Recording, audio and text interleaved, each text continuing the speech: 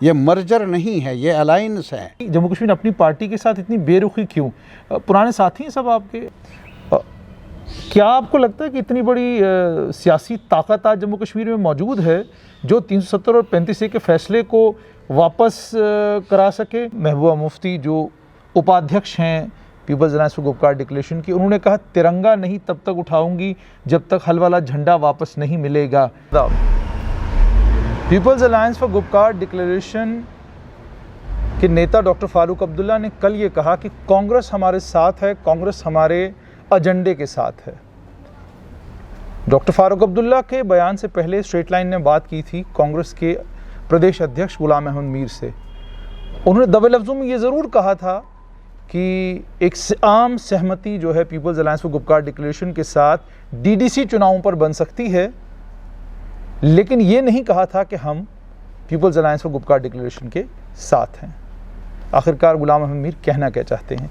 Peoples alliance for Gupkar declaration के नेता और communist party of India Marxist का एक किला जो कश्मीर में कुलगाम है, उस क्षेत्र को रिप्रेजेंट करते हैं मोहम्मद यूसुफ तारगामी, हमारे साथ हैं। आइए इनसे समझते हैं।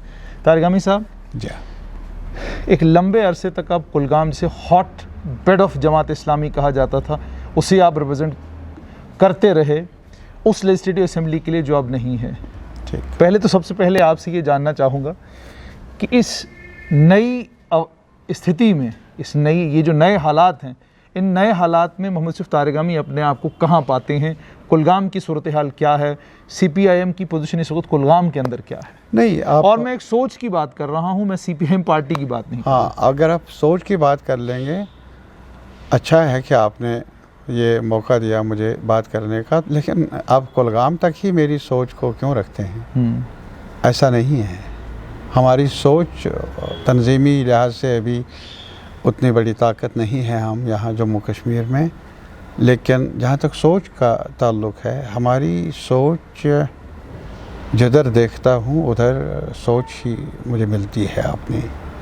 और मेरा घर जम्मू भी है, कश्मीर भी है, पूरी रियासत। तो इस लिहाज से हालात बदल गए, हालात में काफ़ी नुमाया तब्दीली आई है उस फैसले से जो 2019 5 अगस्त को और उसके बाद कई और दिनों में भारतीय जनता पार्टी की सरकार ने कॉन्स्टिट्यूशन में यकतरफा तौर बदलाव लाकर, तब्दीली लाकर पैदा की। ये बदलाव बेहतरी के लिए होता तो शायद हम भी इसका वेलकम करते, खुशामदीद कहते, लेकिन हमारी नज़र में एक तो ये कॉन्स्टिट्यूशनल प्रोविजंस और जो बेसिक स्ट्रक्चर है कॉन्स्टिट्यूशन ऑफ इंडिया का, उसके बरक्स है, अनकॉन्स्टिट्यूशनल है। एक दूसरा, अगर बेहतरी के लिए होता तब भी वो जवाज़ देते कि हमने ऐसा करना पड़ा कानून को, आईन की परवाह किए बिना, लेकिन जनता का, मुल्क का, जम्मू कश्मीर का फ़ायदा होता। अगर वो बात जचती तब भी कई लोग उसका इस्तेक़बाल भी कर लेते। ठीक। लेकिन ऐसा नहीं। और मेरी नज़र में सबसे ज़्यादा नुकसान जो हुआ ये उस रिश्ते को हुआ, उस रिश्ते को पायमाल किया गया, अंडरमाइन किया गया, जिस रिश्ते की बुनियाद लंबी जद्दोजहद के बाद, इट वाज नॉट जस्ट ये कोई सब्जेक्टिव विल नहीं थी कुछ लीडरों की, बल्कि एक लंबे सिलसिले तक जो जद्दोजहद रही जम्मू कश्मीर में और मुल्क में। मेरा मतलब है जो आज़ादी की तहरीक मुल्क की सतह पर चली और यहाँ पर भी मतलब कुलानानी, तानाशाही, शख्सी राज के ख़िलाफ़, जागीरदारी निज़ाम के ख़िलाफ़ लड़ाई लड़ी गई पूरी रियासत के अंदर, तब जाकर कुछ बुनियादें पड़ी इस रिश्ते की। ठीक। और यही वजह है, शायद आपको और हमको, हमारे जो भी सुनने वाले हैं उनको तो हमसे ज़्यादा बेहतर मालूम होगा कि यहाँ तो कम्पिटिटिव क्लेम्स रही है। पार्टीशन हुआ आज़ादी के बाद ही, और पार्टीशन मज़हब की बुनियाद पर हुआ। दो कौमी नज़रिए का एक बुनियाद पड़ी इस खित्ते में, और एक और मुल्क सामने आया। तो हमारी रियासत मुस्लिम मेजॉरिटी रियासत होते हुए और साथ ही साथ बॉर्डरिंग विद पाकिस्तान, उनकी एक क्लेम रही तो लाजमी तौर पर और ये नहीं है सिर्फ मुसलमानों का सवाल था, बल्कि इसके साथ ही महाराजा हरी सिंह भी तातुल में था, अनसर्टिनिटी का शिकार था, जिस वजह से अक्टूबर तक वो फैसला नहीं कर पाए कि मुझे पाकिस्तान के साथ रिश्ता जोड़ना है, हिंदुस्तान के साथ जोड़ना है, या इंडिपेंडेंट रियासत की हैसियत से ठीक आगे बढ़ना है। जैसे लेकिन तारिक अहमद साहब, आप तो तारीख की बात करते हैं, तारीख के हवाले से नहीं, बल्कि मैं ये सवाल पूछ रहा हूँ कि 5 अगस्त 2019 के बाद लगभग 1 साल से ज़्यादा का वक्फा हो चुका है। इस वक्फे के दौरान आपसे मैं जो समझना चाहता हूँ वो ये है कि क्या CPIM की जिस सोच को रिप्रेजेंट करता है, उस सोच की इस वक्त कश्मीर में क्या पोजीशन है, वो मैं जानने की कोशिश कर रहा हूँ। क्या सोच बदल गई? क्योंकि मैंने जब कहा कि आप जमात इस्लामी के गढ़ से इंतखाबात लड़ा करते थे नहीं है, और वहाँ से जीता करते थे। मैं एक चीज़ गुजारिश कर लूँगा, आज भी मैं यही कहूँगा कि कोई आजमा कर देखे अब भी ये सोच क्या है हमारी। मेरे भाई, सोच हमारी एक वर्किंग क्लास मूवमेंट है, मैं उस सोच का हिस्सेदार हूँ।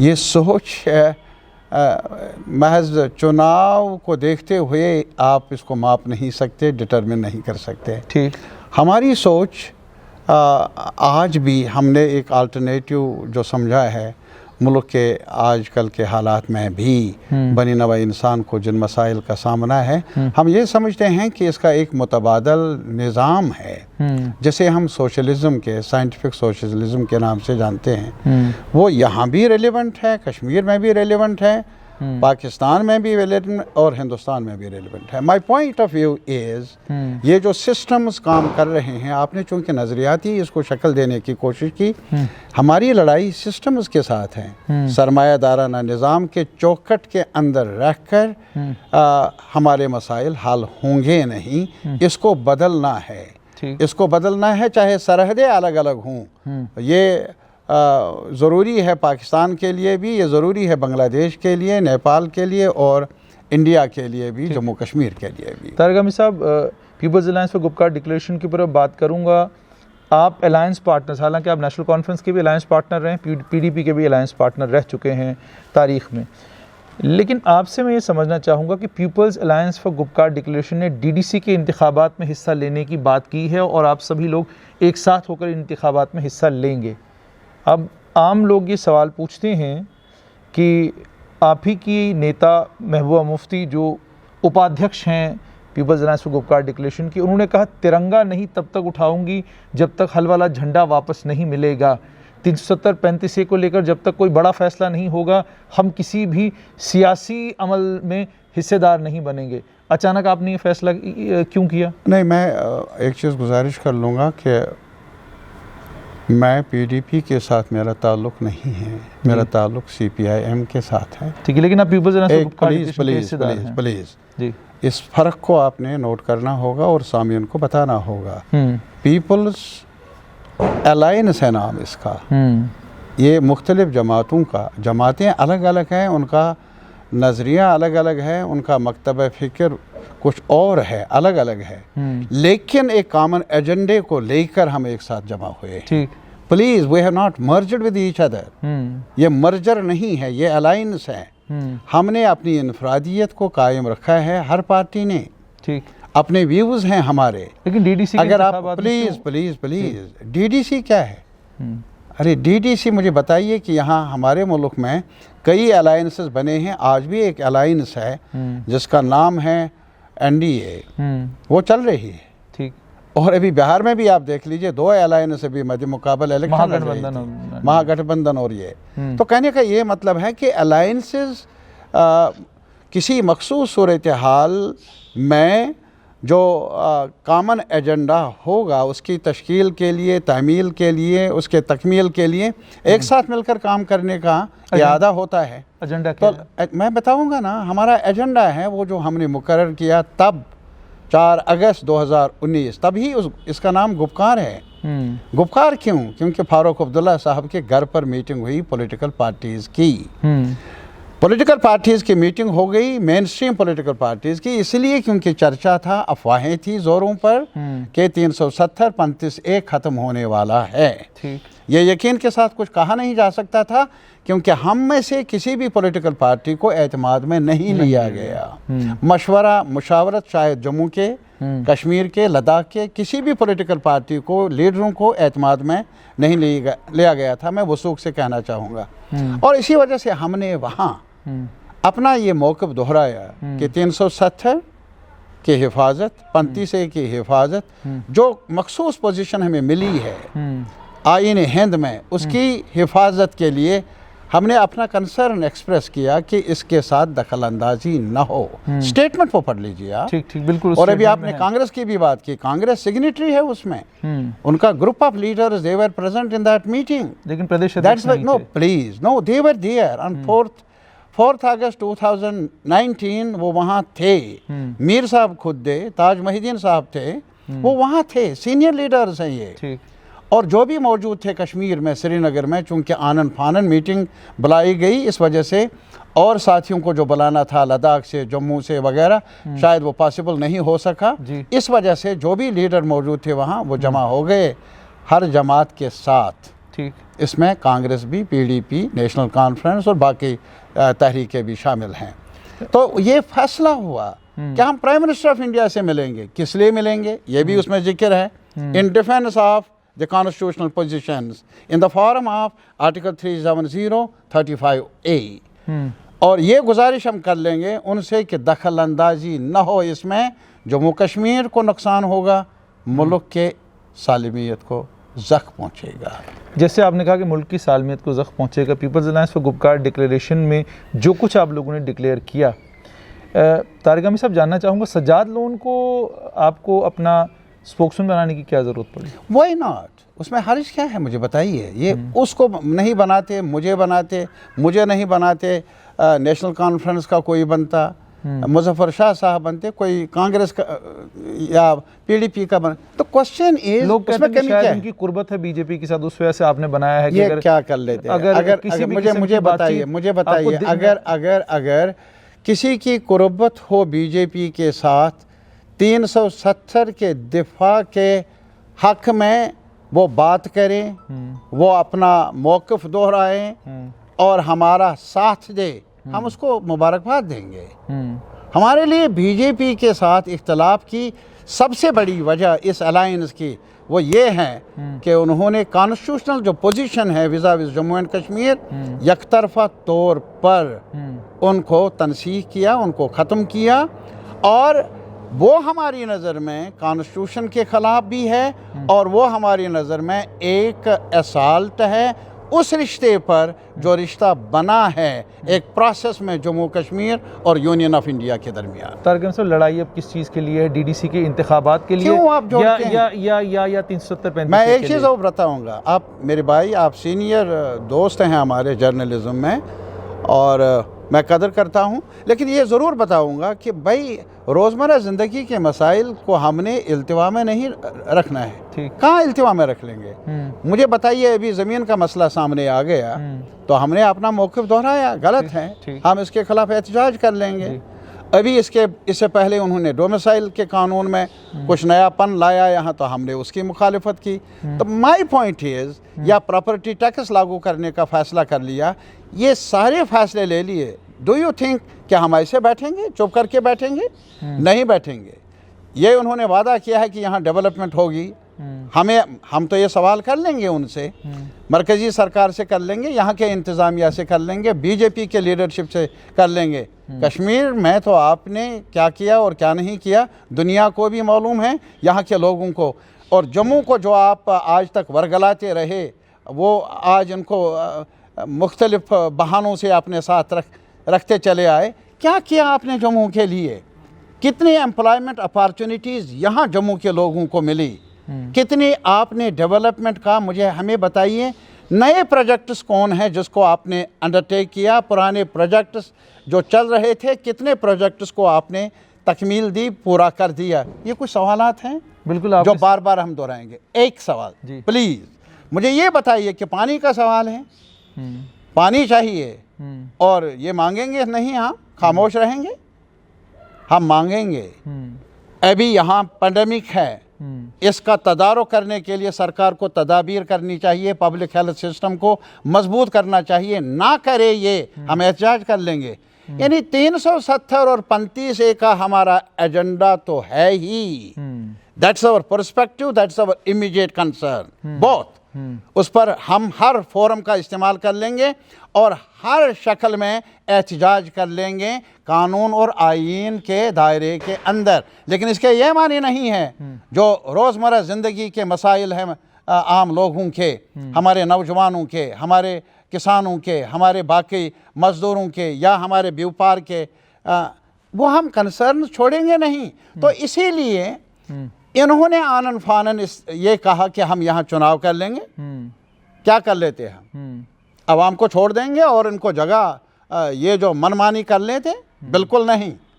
मैं आपको यकीन दिलाना चाहूँगा, बेशक हमारे पास अभी वक्त नहीं है तैयारियों का, लेकिन ये चैलेंज है हमारे लिए और हम अपने अवाम को तनहा छोड़ेंगे नहीं। हर कदम पर, हर लम्हा उनका साथ देंगे और हमारी अपील रहेगी, मेरी अपील रहेगी, seize every opportunity, seize every, हर लम्हे का फ़ायदा उठाइए और जो सरकार की गलत नीतियां हैं उनका सामना करना है कानून और आईन के दायरे के अंदर। तारिक अहमद साहब, आपने कहा कानून और कानून के दायरे के अंदर। आपसे जानना चाहूँगा कि जम्मू कश्मीर अपनी पार्टी के साथ इतनी बेरुखी क्यों? पुराने साथी हैं सब आपके, एजाज अहमद खान, उनके भाई, किसने बेरुखी की? आपने बुलाया नहीं उनको? नहीं, बेरुखी तो उन्होंने की। आपने बुलाया ही नहीं? बुलाते हैं हम, दावत भी नहीं दी? नहीं, दावत देने का सवाल नहीं। कुछ लोग तो कहते हैं कि आप लोग नाराज हैं कि वो दिल्ली पहुंच गए, आपको बुलाया नहीं गया। नहीं, ये मैं यही कहूँगा, यही गुजारिश कर लूँगा, हमारा रिश्ता तब भी था और अब भी है मुल्क के आवाम के साथ। वो रिश्ता कभी मिटेगा नहीं। आपने अल्ताफ साहब को क्यों नहीं बुलाया? नहीं, कैसे बुलाएंगे? वो दरवाज़ा हमने बंद किया नहीं है किसी के लिए। आपकी वसातत से कहना चाहूँगा। अच्छा, वो आ सकते हैं। और आज भी मैं ये कहूँगा, कई लोग हैं जो हमारे सफ़ों से बाहर हैं। ये भी है, एक सवाल है हमारे सामने कि आपने जम्मू के मुख्तलिफ इलाकों से, जम्मू के जो पूरे रीजन से नुमाइंदगी अच्छी खासी क्यों नहीं रही है इस अलायंस में? बड़ा सवाल है अगर कोई ये पूछे। लेकिन उनसे हमारी इतनी गुजारिश है, 4 अगस्त कोई मौका नहीं मिला हमें, तब जाकर हम मुख्तलिफ पॉलिटिकल पार्टीज, जो पार्टियां जम्मू में भी काम करती हैं, पार्टी के सवाल से मैं कहता हूँ दरवाज़ा खुला है। कौन इनकार करता है?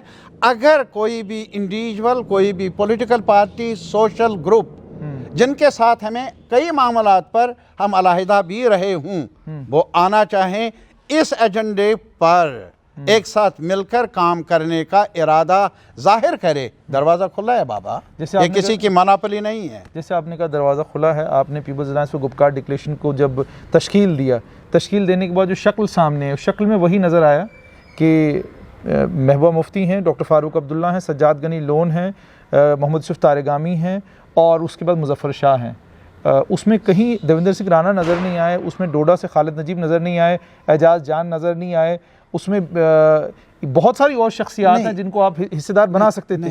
प्रवक्ता भी कश्मीर से होगा, हमारा रहनुमा रहबर भी कश्मीर से होगा और कश्मीर के लीडर की ही रहबरी में सारे काम होंगे। जम्मू में आपको नज़र नहीं आता? मैं एक चीज़ गुजारिश कर लूँगा, आप किसी को भी इनमें से पूछ लीजिए, रहबरी का हक के लिए कहा आपने? मैं वही कहूँगा, रहबरी का हक आज भी मौजूद है। जम्मू के लोगों को अपना मुकाम मिलना चाहिए इस फोरम में भी, और बाकी आने वाले वक्त में जो भी एक्टिविटी रहे उसमें सफ़े अव्वल के रहनुमा बनेंगे जम्मू के लोग। ये हमारा यकीन भी है, ये हमारी उम्मीद भी है। लेकिन एक पस मंज़र मैं आपके सामने बताऊंगा, नेशनल कॉन्फ्रेंस को आप सिर्फ कश्मीर खत्ते की पार्टी से ताबीर नहीं कर सकते। अभी आपने कुछ लोगों का नाम ले लिया, ये अलग सवाल है कि फ़ारूक साहब उनकी तंजीम के ओहदेदार हैं, सरबराह हैं, तो लाजमी तौर पर फ़ारूक साहब represents the entire state as far as National Conference is concern. But nevertheless मैं तब भी इस कमी को महसूस करता हूँ और मैंने दोहराया भी डोडा वालों को ले लेते, मैंने नहीं, ये डोडा का तो सवाल, पुंछ वालों को ले ये लेते, it is not the question of Doda, Doda Gadhwa वाले को ले लेते। प्लीज, डोडा जम्मू को आप अलग अलग क्यों कर लेते हैं? जम्मू हमारी नज़र में जम्मू रीजन की बात आप कर लीजिए, और उसमें कठुआ भी इम्पॉर्टेंट है, उधमपुर भी इम्पॉर्टेंट है, राजौरी पुंछ भी है, और अर्स्टवाइल डोडा भी इम्पॉर्टेंट है, उसमें दो राय नहीं है जी। सवाल ये है कि यहाँ से नुमाइंदगी आनी चाहिए, मिलना, मेल मिला बढ़ाना चाहिए, और जम्मू पार्टनर्स हैं इस जद्दोजहद में, वो पहले भी रहे हैं, आने वाले वक्त में भी उनको रहना होगा। आपका सवाल बजा है कि पीपल्स अलायंस में भी, इसके कम्बिनेशन में और कंपोजिशन में भी उनको अपना मुकाम मिलना चाहिए। I agree with you, that has been already debated over, और हमने यहाँ पर भी इस मीटिंग में भी कुछ फैसले लेने थे जिनको इल्तिवा में डाला गया महज इसलिए क्योंकि डीडीसी का चुनाव सर पर आ गया। हमें we were not so much prepared about this and we had earlier decided कि हमें जम्मू जाना है कंसल्टेशंस के लिए, डिबेट के लिए, और एक अप्रोच करना है जो भी कम्युनिटीज़ हैं यहाँ, जो भी रीजन्स हैं यहाँ, या जो भी सब रीजन्स हैं यहाँ, उनके साथ, ताकि उनका मशवरा भी हासिल कर लें, उनकी राय भी हासिल कर लें, और यकीनी तौर पर आइंदा आने वाले वक्त में उनकी पार्टिसिपेशन रहे, not as followers but as leaders, as in the front row। ये हमारा, मैं आपको यकीन से कहना चाहूँगा, and this message must go everywhere, it is not Kashmir specific, it is for Jammu, Kashmir, including Ladakh। I tell you honestly, we have not accepted that disastrous decision of the government of India to divide our state, to lower it, जो इसका रुतबा इन्होंने घटा दिया, हमने मंजूर नहीं किया, हमें वो मंजूर नहीं, वो हमारे लिए एक अलमिया है, एक सदमा है। जैसे आपने कहा वो आपके लिए अलमिया है, सदमा है। तारगामी साहब, आप कुलगाम से हैं, जस्टिस हसनैन मसूदी अनंतनाग से हैं, सज्जाद गनी लोन कुपवाड़ा हंदवाड़ा के उस कॉन्स्टिट्यूंसी को रिप्रेजेंट करते हैं। उसके बाद अगर थोड़ा सा और चले जाएं तो उमर अब्दुल्ला, डॉक्टर फारूक अब्दुल्ला गांधरबल की कॉन्स्टिट्यूंसी को रिप्रेजेंट करते हैं। मैं कुछ आप ऐसे सवाल पूछना चाहता हूँ, यानी अगर कश्मीर का कुल मिलाकर देखा जाए तो लगभग हर जगह से रिप्रेजेंटेशन जो है वो पीपल्स अलायंस और गुपकार डिक्लेरेशन में है। नहीं साहब, मैंने एक ही बार बताया, हमारी जो गुपकार डिक्लेरेशन वजूद में आया 4 अगस्त 2019 को, आनन फानन अफवाहों का बाज़ार गर्म था, वो आपको भी मालूम है, हमें भी मालूम है, और तब जाकर ये डिक्लेरेशन ऐलाननामा सामने आया। ठीक। उसके बाद 5 अगस्त को हमने चाहा था कि मीटिंग हो जाए, फारूक साहब ने फ़ोन किया, मैंने उनके साथ राबिता कायम किया, लेकिन सरकार ने कर्फ्यू नाफिज कर लिया, श्रीनगर में मीटिंग नहीं हो पाई। और इसके अलावा फिर हमने टेलीफोन पर ही एक स्टेटमेंट तैयार किया, टेलीफोन पर ही, और फारूक साहब ने वो रिलीज़ कर लिया, मीटिंग नहीं हुई बाज़ाब्ता। हमारी मीटिंग महबूबा जी की रहाई के बाद मुमकिन हो सकी। ठीक, ये हमारा एक प्रोसेस है। ठीक, इसी वजह से हमने फैसला किया था our next step will be rather which is delayed step, वो है जम्मू आना, यहाँ मुख्तलिफ पॉलिटिकल पार्टीज़, यहाँ के इंटेलिजेंशिया, सोशल ग्रुप से मेल मिलाप करना, उनसे सीखना, उनके कंसर्न को अकोमोडेट करना, बल्कि उनसे गाइडेंस हासिल करनी, ताकि ये हमारा सफ़र रियासत को बचाने का, रियासत की मखसूस सूरत हाल को वापस लाने की जो लड़ाई है, जद्दोजहद है, उसको और ज़्यादा ताकत देने के लिए। मैं आपको यकीनन कहूँगा यार, ये सवाल नहीं है सेगमेंट्स का, मैं कुलगाम का हूँ, कोई वहाँ का हूँ, मैं सबसे पहले जम्मू कश्मीर लद्दाख का रहने वाला एक बाशिंदा हूँ। आप मुझे कश्मीर का कहिए या जम्मू का कहिए, मुझे जम्मू ने पनाह दे दी है जब मैं वहाँ से भागा 89 में। मैं कई साल यहाँ रहा और मुझे यहाँ प्यार मिला। How can I forget it? And it is not, कोई फेवर नहीं है जम्मू के लिए जो आज हुआ। मैं अर्ज कर लूँगा 370 गया, 35 ए गया, अरे साहब लैंड क्वेश्चन बना दिया। परेशान जम्मू के भी हैं, परेशान कश्मीर वाले भी हैं। और कश्मीर, तारगम साहब एक और चीज़ आपसे जानना चाहूँगा कि हम अगर तारीख़ की तरफ दौड़ाते हैं तो हमें मालूम पड़ता कि सबसे कद्दावर नेता जम्मू कश्मीर वादी कश्मीर से शेख मोहम्मद अब्दुल्ला 1975 आया। उन्होंने कहा कि घड़ी की सुइयाँ वापस नहीं जा सकती, इंदिरा गांधी ने कहा तो उन्होंने मान लिया। क्या आपको लगता है कि इतनी बड़ी सियासी ताकत आज जम्मू कश्मीर में मौजूद है जो 370 और 35A के फैसले को वापस करा सके और उस पर कोई बहुत बड़ी डेवलपमेंट जो है हमें देखने को मिली? क्या आपको ये नज़र आ रहा है? और अगर ऐसा नहीं है तो फिर दोबारा से लोगों को 370 और 35A का ख्वाब दिखाने की ज़रूरत क्या है? यस, नहीं दिखाते। अगर ये अनरियल होता, ये सपना, जब शेख साहब नहीं कर सके कौन करेगा? नहीं, शेख साहब की बात नहीं है। मैं एक और चीज़ बताऊंगा। मैं जेल में था 75 में, पहले 74 में ही मैं गिरफ्तार हुआ था, फिर इमरजेंसी नाफिज हो गई तो मैं यहाँ सेंट्रल जेल जम्मू में था और दोस्तों के साथ। और मैं थोड़ा सा मैंने ये भी देखा है, मैं इसलिए ऐड करना चाहता हूँ कि आपने जेल की बात की, मैंने ये भी देखा कि 79 और 84 के बीच में भी आप जेल वेल घूमते रहे हैं और वो उस वक्त में आपने सुप्रीम कोर्ट में शायद एक अर्जदाश्त की थी अपनी रिलीज के लिए, और वो जो PSA लगा था वो शायद शेख साहब के वक्त में लगा था, जो पहला PSA लगा मुझ पर लगा, बिल्कुल सही, उसमें दो राय नहीं। तब भी मैं एहतरामन कहूँगा कि आज भी पूरे खाके पर, हिस्ट्री पर, रिसेंट हिस्ट्री पर नज़र डालता हूँ तो शेख साहब का कंट्रीब्यूशन कई कमियों के बावजूद उनका कद सबसे ऊंचा मुझे नज़र आ रहा है।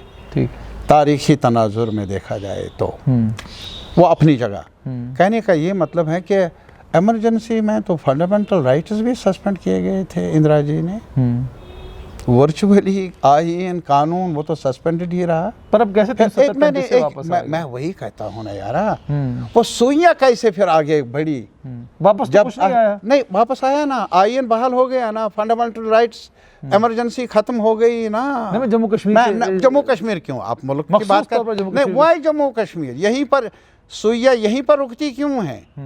और वहां पर सुइयों की वापस आएगा? आप प्लीज, आपने सुइयों की बात कही, मैंने कहा गलतियां हुई हैं, जब भी गलतियां हुई है, इमरजेंसी नाफिज हुई, आईन को आंच पहुंची, लेकिन तहरीक चली पूरे मुल्क के अंदर, उन गलतियों को दुरुस्त किया गया।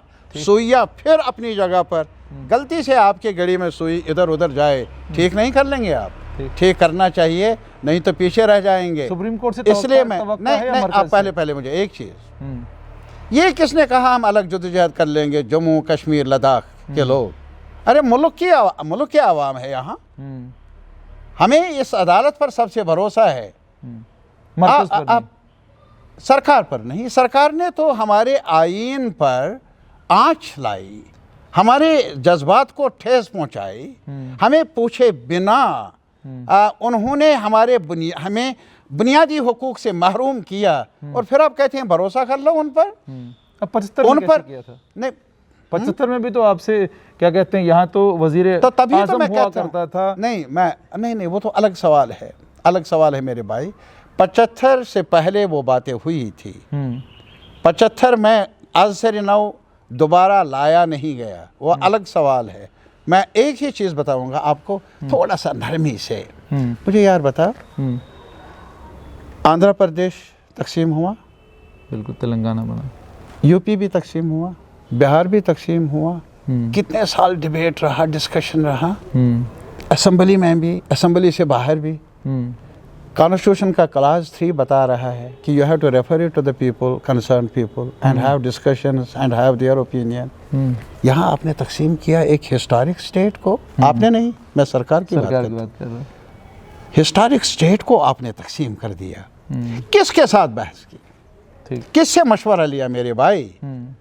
वो जो कॉन्स्टिट्यूशन का क्लास है ना, वहाँ लोग, जम्मू कश्मीर भी लोग हैं ना। हाँ बिल्कुल। तो हमारे साथ ये भेदभाव क्यों? डोंट यू फाइंड कि इसमें इन्होंने ये कॉन्स्टिट्यूशनल असॉल्ट है, कॉन्स्टिट्यूशन की बुनियादें इन्होंने हिला दी।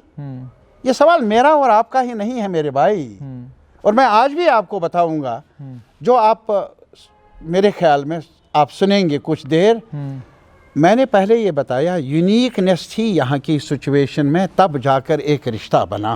बिल्कुल। मैं जम्मू के भाइयों बहनों से पूछ लूँगा, बताइए महाराजा हरी सिंह ने 2 खत लिखे गवर्नर जनरल को, तब एक्सेशन का डॉक्यूमेंट और एक खत, दोनों खत पढ़कर सुनाइए ना आपने इस प्रोग्राम में, और वहाँ देख लीजिए महाराजा हरी सिंह साहब ने क्या कहा था। मैं तो चाहता हूं कि उस पर अमल कीजिए, ठीक। अमलाइए ना उस। ये तो नहीं कह सकते हैं कि महाराजा हरि सिंह कश्मीर का था, मुसलमान के साथ खास रिश्ता था। वो तो डोगरा राज का एक सिपह सालार रहा है। इसके अलावा क्या ये दुरुस्त नहीं है कि 15 अगस्त तक भी एक्सेशन नहीं हुआ, या अक्टूबर में हुआ? 2 महीने तक जम्मू कश्मीर न पाकिस्तान का हिस्सा था न हिंदुस्तान का हिस्सा था, बल्कि ये दुरुस्त है पाकिस्तान के साथ स्टैंड स्टिल एग्रीमेंट था। बिल्कुल। मुझे ये बताइए, ये यूनिक सिचुएशन नहीं तो और क्या?